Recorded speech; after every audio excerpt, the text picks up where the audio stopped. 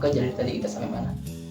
Nah, itu kan biasanya kayak kita bakal kepo sendiri sama apa yang kita rasain. Jadi mungkin kita harus bisa terlis sebaik itu bisa. Guys, jujur lihat, materi sosiolinguistik kali ini tuh literally banget buat kita pahami. Which is kalau kita nggak aware sama yang namanya sikap bahasa, kita bakal kepo sendiri sama komunikasi kita sehari-hari. So don't forget to watch this video sampai habis, oke? Karena materi ini insightful banget buat kalian. Assalamualaikum warahmatullahi wabarakatuh. Halo teman-teman calon pendidik dan pemerhati bahasa. Apa yang baru saja saya peragakan tadi bukan sekedar tren bicara anak muda masa kini, melainkan fenomena sosiolinguistik yang sangat dalam, yaitu sikap bahasa. Apa itu sikap bahasa? Menurut Profesor Dr. Tajuddin Nur MD dalam bukunya Pengantar Studi Sosiolinguistik Arab, sikap bahasa adalah tata keyakinan atau kognitif yang relatif berjangka panjang mengenai suatu bahasa. Ini adalah kecenderungan kita untuk bereaksi terhadap bahasa tertentu dengan cara yang kita sukai ataupun tidak. Singkatnya, sikap ini adalah kacamata kita dalam melihat dunia bahasa. Dalam masyarakat bilingual atau multilingual seperti Indonesia, wujud nyata dari sikap bahasa adalah pemilihan bahasa. Menurut Pascal, ada 3 cara seseorang memilih bahasa. Pertama, alih kode, menggunakan satu bahasa untuk satu keperluan dan pindah ke bahasa lain untuk keperluan yang berbeda. Kedua, campur kode, mencampurkan 2 bahasa atau lebih dalam satu ujaran. Ketiga, memilih variasi dari bahasa yang sama, misalnya ragam formal atau informal. Lalu, mengapa kita memilih pilihan itu? Ada 3 pendekatan ilmiah untuk menjawab. Pertama, pendekatan sosiologi. Tokoh besar Joshua Fishman menekankan pada konsep domain. Pilihan bahasa kita ditentukan oleh konteks sosial.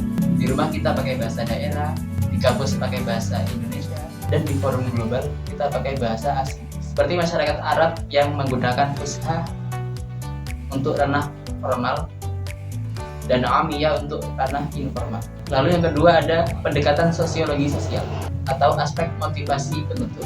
Pakar psikologi sosial Henry K. Triandis menjelaskan bahwa sikap kita dipengaruhi oleh perasaan, keyakinan, dan niat perilaku. Mengapa mahasiswa Indonesia di luar negeri tetap bangga berbahasa Indonesia? Itu adalah motivasi untuk menjaga identitas negara ataupun identitas diri. Terakhir, dari sudut pandang antropologi atau nilai budaya. Bahasa adalah cerminan dari nilai budaya. Pilihan kata kita menunjukkan siapa kita dan bagaimana budaya kita memandang dunia. Fenomena bahasa jaksel yang saya peragakan tadi adalah bukti nyata pergeseran sikap bahasa di era digital. Bagi sebagian orang, campur kode adalah kreativitas. Namun, bagi yang lain bisa dianggap sebagai suatu ancaman.